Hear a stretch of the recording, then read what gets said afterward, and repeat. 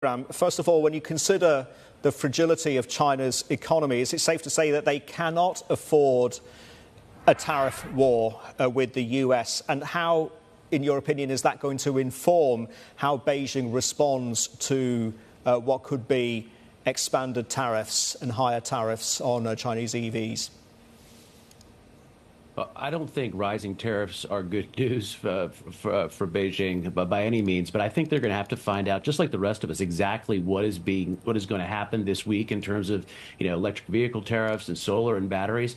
As we look into next week, to next year, there's two candidates who are talking about hiking tariffs, regardless of who wins the election in the United States. So, you're talking about a world in which tariffs look like they're going to be expanding. They look like they're going to be going up. This is not good news for the Chinese economy, of course, but a lot of it depends on what exactly is being done.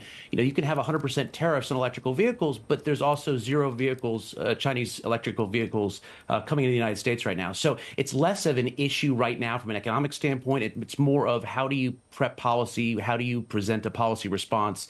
So there's a lot of layers to this. Leland, I'm curious. Earlier this morning, in fact, just a couple of minutes ago, we were talking to Derek Scissors, who, of course, is your chief economist over at China Beige Book.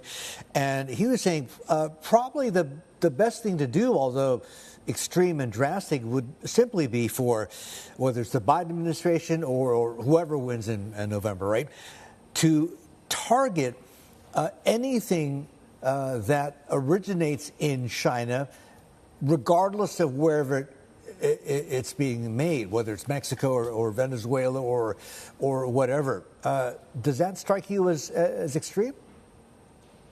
It's not extreme. I mean, Derek's focusing on what should be the single biggest focus for all of us, which is you're not seeing, yes, you can tariff goods that go directly from China to the United States, but the issue in a lot of these situations is actually transshipment.